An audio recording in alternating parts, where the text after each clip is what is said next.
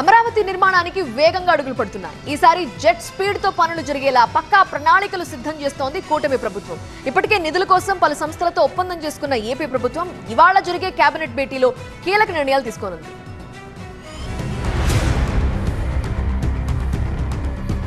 హట్కో నుంచి 11,000 కోట్ల రుణం అమరావతి రాజధానికి లభించబోతోంది. ఉండవల్లిలోని సీఎం నివాసంలో ఈ మేరకు సిఆర్డీఏతో హట్కో ఒప్పందం చేసుకుంది. దీంతో త్వరలోనే అమరావతికి 11,000 కోట్ల రూపాయల సాయం అందనుంది. ఈ నిధులను అమరావతిలో పలు కీలక పనులకు ఉపయోగించబోతోంది ఏపీ సర్కార్.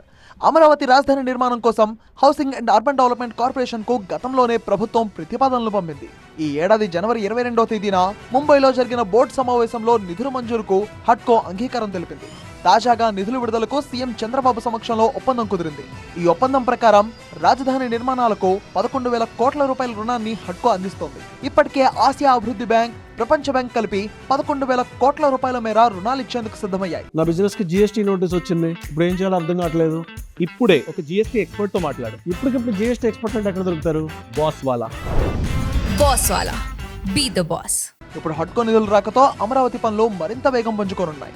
అమరావతిని వేగంగా అభివృద్ధి చేసి తద్వారా సంపదను క్రియేట్ చేసి రుణాల్ని తిరిగి చెల్లించడమే కాకుండా రాష్ట్ర ఆదాయాన్ని పెంచాలి అనే లక్ష్యంతో చంద్రబాబు సర్కార్ అడుగులు వేస్తోంది. ఈ రోజు జరగనున్న ఏపీ కేబినెట్ భేటీలో సిఆర్డీఏ అథారిటీ అమరావతి రాజధాని నిర్మాణం కోసం ఆమోదించిన 37,702 కోట్ల రూపాయల విలువైన నిర్మాణ పనులకు గ్రీన్ సిగ్నల్ ఇవ్వనున్నారు. కేబినెట్ ఆమోదం పొందిన వెంటనే టెండర్లు దక్కించుకున్న సంస్థలకు సిఆర్డీఏ లెటర్ ఆఫ్ అగ్రిమెంట్లు జారీ చేయనుంది. ఇందులో సిఆర్డీఏ చేపట్టనున్న 22,607 కోట్ల రూపాయల విలువైన 22 పనులతో పాటు అమరావతి డెవలప్మెంట్ కార్పొరేషన్ చేపట్టిన 15,081 కోట్ల రూపాయల విలువైన 37 పనులు ఉన్నాయి. మరోవైపు అమరావతి పునర్నిర్మాణ పనులు ప్రారంభించేందుకు ప్రధాని మోదీని ఆహ్వానించింది ఏపీ సర్కార్. వచ్చే నెల 15వ తేదీ నుండి 20వ తేదీలోపు ఇందుకోసం సమయం ఇవ్వాలని ప్రధాని కార్యాలయాన్ని ఏపీ సీఎంఓ కోరింది.